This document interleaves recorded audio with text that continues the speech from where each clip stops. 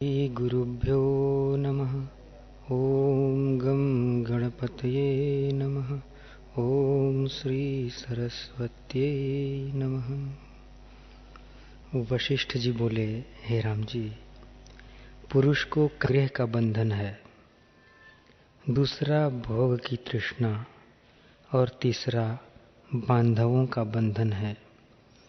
जिसको इन तीनों की वासना होती है उसको धिक्कार है।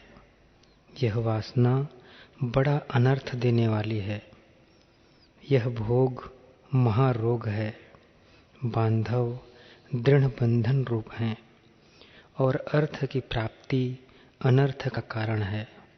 इससे इस वासना को त्याग कर आत्मपद में स्थित हो। हे राम जी, यह संसार भ्रम मात्र है। इसकी वासना करना व्यर्थ है। इसको सत्य न जानना। यह जो तुमको संग और मिलाप प्रतीत होता है सो ऐसा है जैसे बैठे हुए स्मरण आवे कि मैं अमुक से मिला था, तो उसकी वह प्रतिमा प्रत्यक्ष हृदय में भासित होती है।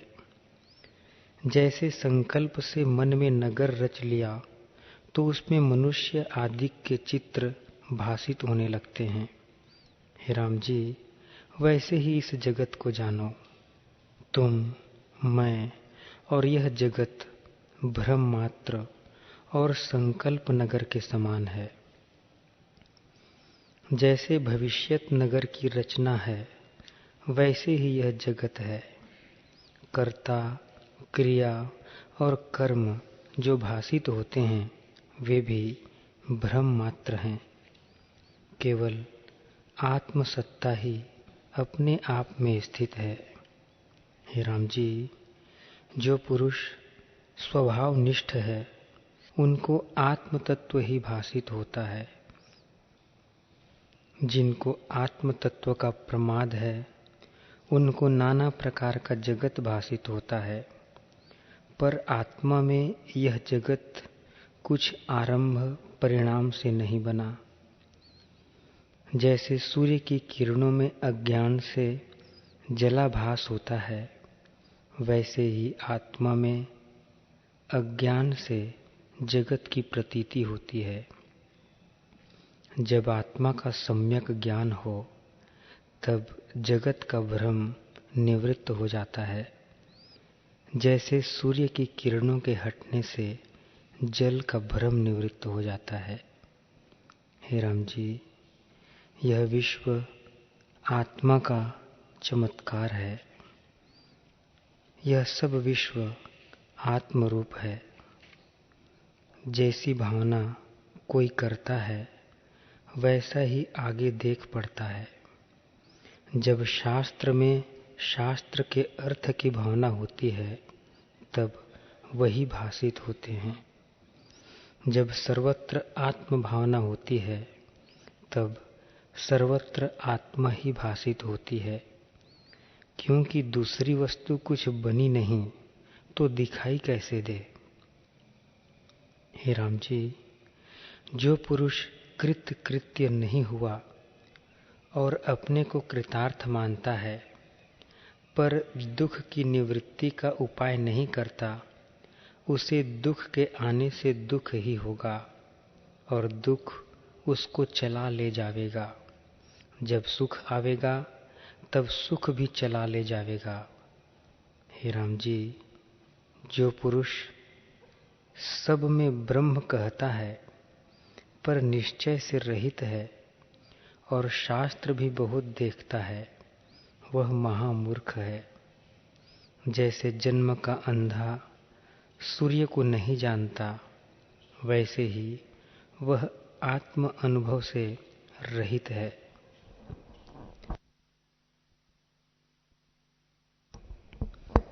हे राम जी, जब आत्मपद का साक्षात्कार होगा तब ऐसा आनंद प्राप्त होगा जिसके पाने से और पदार्थ नीरस लगे। ब्रह्मा से काष्ठ पर्यंत सब पदार्थ नीरस हो जाएंगे। इससे आत्मपरायण होकर सदा आत्मपद की भावना करो।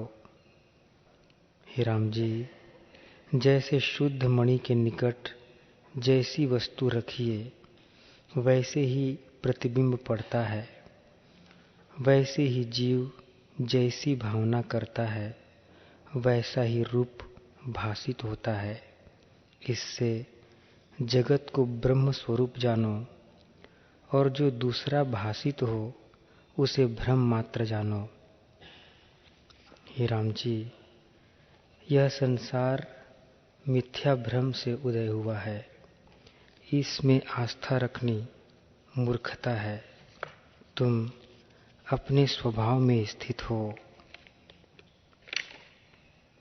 मैं यह हूँ, मैं इतना हूँ, यही दुख का कारण है। इसको महापुरुषों ने त्याग किया है। वे जानते हैं कि हम देह नहीं हैं, शुद्ध चिदानंद स्वरूप हैं। हे राम जी, जब जीव अनात्मा के अहंकार को त्याग करता है तब परम पद को पाता है। जितना जितना वह त्याग करता है उतना ही उतना दुख से मुक्त होता है। इससे इसको त्याग करके आनंदवान हो। हे राम जी, इसको त्याग के महापुरुष शोभता है। जब तुम इसको त्यागोगे तब ऊंचे पद को प्राप्त होगे। सर्वकाल सर्वयत्न करके दुष्ट अहंकार को नष्ट करो। परमानंद बोध के आगे आवरण यही है। इसके त्याग से बोधवान होते हैं। जब यह अहंकार निवृत्त होता है तब शरीर पुण्य रूपी हो जाता है और परम सार के आश्रय को प्राप्त होता है। यही परम पद है। हे राम जी, जब मनुष्य स्थूल अहंकार का त्याग करता है तब सर्व व्यवहार चेष्टा में आनंदवान होता है। जिस पुरुष का अहंकार शांत हुआ है उसको भोग और रोग दोनों स्वाद नहीं देते। जैसे अमृत से जो तृप्त हुआ है उसको खट्टा और मीठा दोनों स्वाद नहीं देते, अर्थात राग द्वेष चलायमान नहीं करते। जिसका अनात्मा में अहम भाव नष्ट हुआ है, हे राम जी, उसको भोगों में राग नहीं होता और तृष्णा राग द्वेष नष्ट हो जाता है। जैसे सूर्य के उदय हुए अंधकार नष्ट हो जाता है, वैसे ही अपने दृढ़ पुरुषार्थ से जिसके हृदय से अहंकार का अनुसंधान नष्ट होता है वह संसार समुद्र को तर जाता है। इससे यही निश्चय धारण करो कि न मैं हूँ न कोई मेरा है, अथवा सर्व मैं ही हूँ, मुझसे भिन्न कुछ वस्तु नहीं। हे राम जी, यह निश्चय जब दृढ़ होगा तब संसार की द्वैत भावना मिट जाएगी और केवल आत्म तत्व का सर्वदा मान होगा।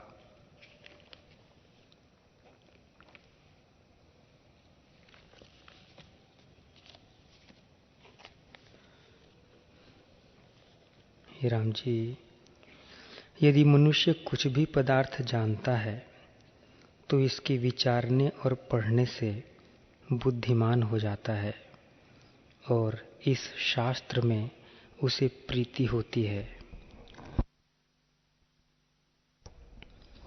इसको विचारने वाले की बुद्धि और शास्त्रों की ओर नहीं जाती, इससे यह विचारने योग्य है। हे राम जी, जो पुरुष आत्मविचार से रहित है उसका जीवन वृथा है। जिनको यह तत्व विचार है उनको सब पदार्थ आत्मरूप हो जाते हैं। जो एक सांस भी आत्मविचार से रहित होती है वह वृथा जाती है। मनुष्य की ऐसी एक सांस के समान संपूर्ण पृथ्वी का धन भी नहीं है। यदि एक सांस निष्फल जाए तो फिर मांगे नहीं मिलती। ऐसी सांस को जो वृथा गंवाते हैं, हे राम जी, उनको तुम पशु जानो। आयु बिजली की चमक के समान है। जैसे बिजली की चमक तुरंत मिट जाती है, वैसे ही आयु नष्ट हो जाती है। ऐसे शरीर को पाकर जो सुख की तृष्णा करते हैं वे महामूर्ख हैं। हे राम जी, यह संपूर्ण जगत आभास मात्र है। सत्य लगता है तो भी इसको असत्य जानो। जैसे स्वप्न की सृष्टि में कोई मृतक होता है, उसके बांधव रुदन करते हैं और इसका प्रत्यक्ष अनुभव होता है, परंतु हुआ कुछ नहीं, सब भ्रांति मात्र है। वैसे ही इस जगत को भ्रम मात्र जानो। हे राम जी, यह संसार बड़ा गंभीर है। इसका तरना कठिन है। जिसको इसे तरने की इच्छा हो उसका यह कर्तव्य है कि वेदांत का अध्ययन, प्रणव का जप और चित्त को स्थिर करे। जब ऐसा उपाय करे तब ईश्वर उस पर प्रसन्न होंगे और उसके हृदय में विवेक उत्पन्न होगा, जिससे संसार असत्य प्रतीत होगा और संत जनों का संग प्राप्त होगा।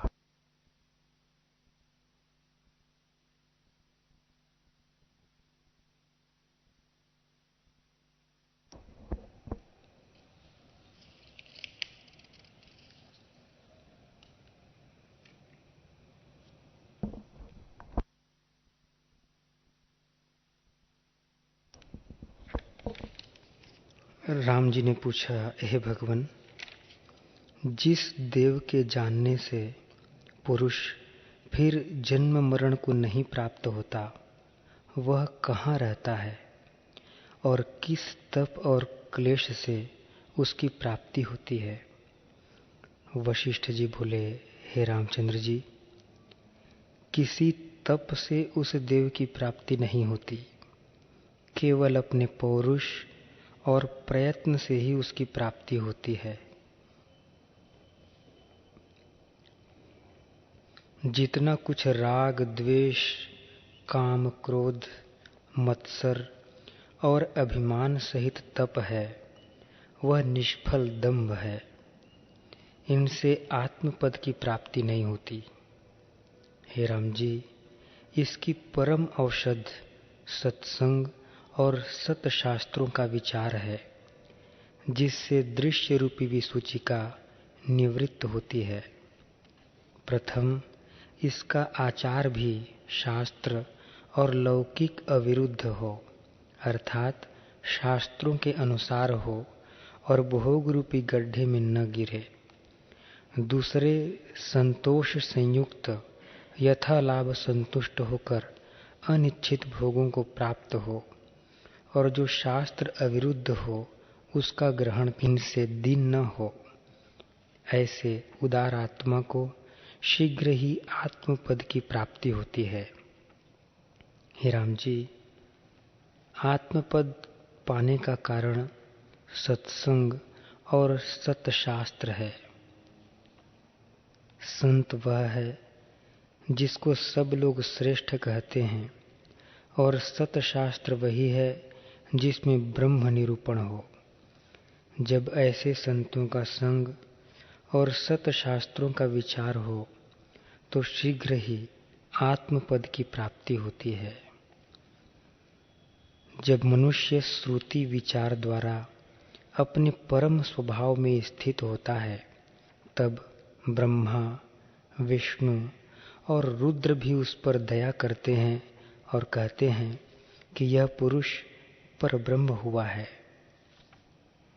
हे राम जी, संतों का संग और सत शास्त्रों का विचार निर्मल करता है और हृदय रूपी मैल का नाश करता है। जैसे निर्मली रेत से जल का मैल दूर कर देती है, वैसे ही यह पुरुष निर्मल और चैतन्य होता है। इतना सुनकर राम जी ने पूछा, हे भगवान, वह देव जो तुमने कहा कि जिसके जानने से संसार बंधन से मुक्त होता है, वह कहाँ स्थित है और किस प्रकार मनुष्य उसको पाता है? वशिष्ठ जी बोले, हे राम जी, वह देव दूर नहीं, शरीर ही में स्थित है, नित्य चिन्मात्र, सब में पूर्ण और सर्व विश्व से रहित है। चंद्रमा को मस्तक में धरने वाले सदाशिव, ब्रह्मा जी और विष्णु और इंद्रादिक सब चिन्मात्र रूप हैं, बल्कि सब जगत चिन्मात्र रूप है। राम जी बोले, हे भगवान, यह तो अज्ञानी बालक भी कहते हैं कि आत्मा चिन्मात्र है, तुम्हारे उपदेश से क्या सिद्ध हुआ? वशिष्ठ जी बोले, हे राम जी, इस विश्व के चेतन जानने से तुम संसार समुद्र को नहीं लांघ सकते। इस चेतन का नाम संसार है, चेतन जीव है, संसार नाम रूप है। इससे जरा मरण रूप तरंग उत्पन्न होते हैं, क्योंकि अहम से दुख पाता है।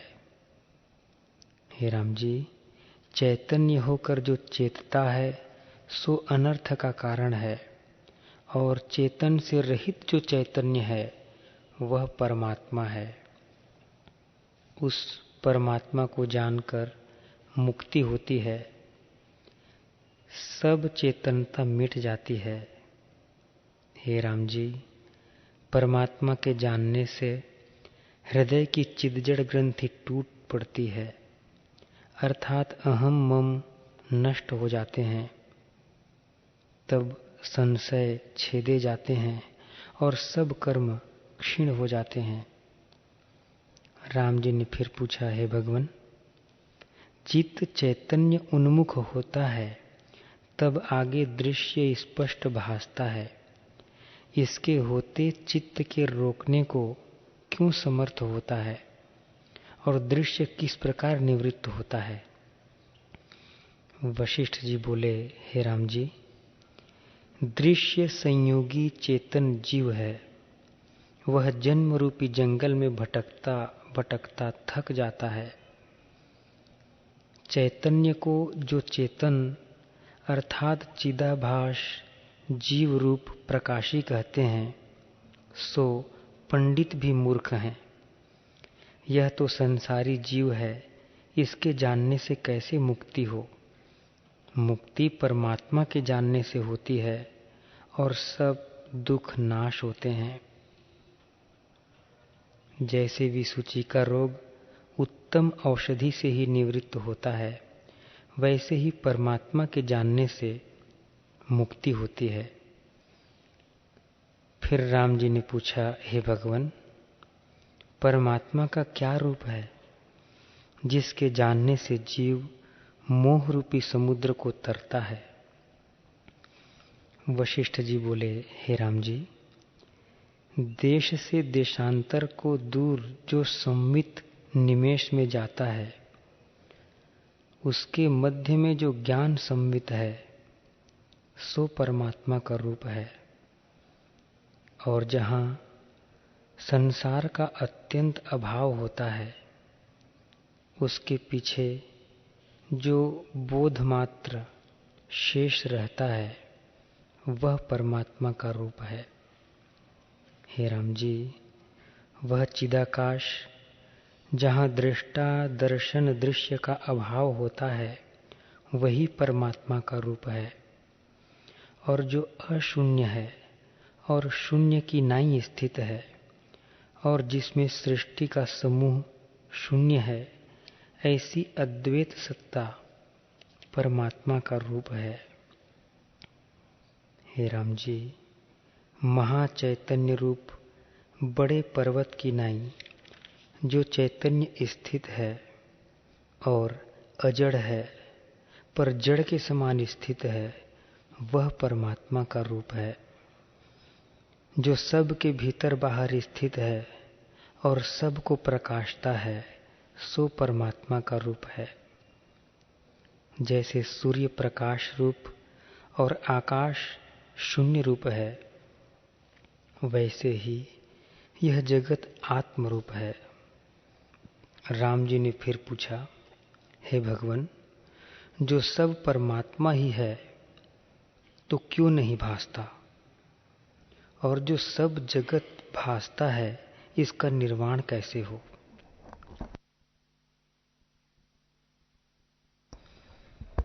वशिष्ठ जी बोले, हे राम जी, यह जगत भ्रम से उत्पन्न हुआ है, वास्तव में कुछ नहीं है। जैसे आकाश में नीलता भासती है, वैसे ही आत्मा में जगत भासता है। जब जगत का अत्यंत अभाव जानोगे, तब परमात्मा का साक्षात्कार होगा और किसी उपाय से न होगा। जब दृश्य का अत्यंत अभाव करोगे, तब दृश्य उसी प्रकार स्थित रहेगा, पर तुमको परमार्थ सत्ता ही भासेगी। हे राम जी, चित्त रूपी आदर्श दृश्य के प्रतिबिंब बिना कदाचित नहीं रहता। जब तक दृश्य का अत्यंत अभाव नहीं होता, तब तक परम। हे भगवान, यह दृश्य जाल आडंबर मन में कैसे स्थित हुआ है? जैसे सरसों के दाने में सुमेरु का आना आश्चर्य है, वैसे ही जगत का मन में आना भी आश्चर्य है। वशिष्ठ जी बोले, हे राम जी, एक दिन तुम वेद धर्म की प्रवृत्ति सहित सकाम यज्ञ योगादिक त्रिगुण से रहित होकर स्थित हो और सत्संग तथा सतशास्त्र परायण हो, तब मैं एक ही क्षण में दृश्य रूपी मैल दूर करूंगा। जैसे सूर्य की किरणों के जाने से जल का अभाव हो जाता है, वैसे ही तुम्हारे भ्रम का अभाव हो जाएगा। जब दृश्य का अभाव हुआ, तब दृष्टा भी शांत होवेगा, और दोनों का अभाव हुआ, तब पीछे शुद्ध आत्मसत्ता ही भासेगी। हे राम जी, जब तक दृष्टा है तब तक दृश्य है, और जब तक दृश्य है तब तक दृष्टा है। जैसे एक की अपेक्षा से दो, एक के अभाव से दोनों का अभाव होता है। हे राम जी, अहंता से आदि लेकर जो दृश्य है सो सब दूर करूंगा। अनात्म से आदि लेकर जो दृश्य है वही मैल है। इससे हे राम जी, जैसे सुवर्ण से भूषण होता है तो वह सुवर्ण भूषण से भिन्न नहीं, वैसे ही जगत और ब्रह्म में कुछ भेद नहीं। हे राम जी, दृश्य रूपी मल के मार्जन के लिए मैं बहुत प्रकार की युक्ति तुमसे विस्तार पूर्वक कहूँगा। उससे तुमको अद्वैत सत्ता का भान होगा। यह जगत जो तुमको भासता है, वह किसी के द्वारा नहीं उपजा। जैसे मरुस्थल की नदी भासती है, आकाश में दूसरा चंद्रमा भासता है, वैसे ही यह जगत बिना कारण भासता है। जैसे मरुस्थल में जल नहीं, जैसे बंध्या का पुत्र नहीं, जैसे आकाश में वृक्ष नहीं, वैसे ही यह जगत है। जो कुछ देखते हो वह निरामय ब्रह्म है। हे राम जी, यह वाक्य तुमको केवल वाणी मात्र नहीं कहे हैं, किंतु युक्ति पूर्वक कहे हैं। हे राम जी, गुरु की कही युक्ति को जो मूर्खता से त्याग करते हैं, उनको सिद्धांत नहीं प्राप्त होता। इतना सुन राम जी ने पूछा, हे मुनीश्वर, वह युक्ति कौन है और कैसे प्राप्त होती है, जिसके धारण करने से पुरुष आत्मपद को प्राप्त होता है। वशिष्ठ जी बोले, हे राम जी, मिथ्या ज्ञान से जो विसूचिका रूपी जगत बहुत काल का दृढ़ हो रहा है, वह विचार रूपी मंत्र से शांत होता है।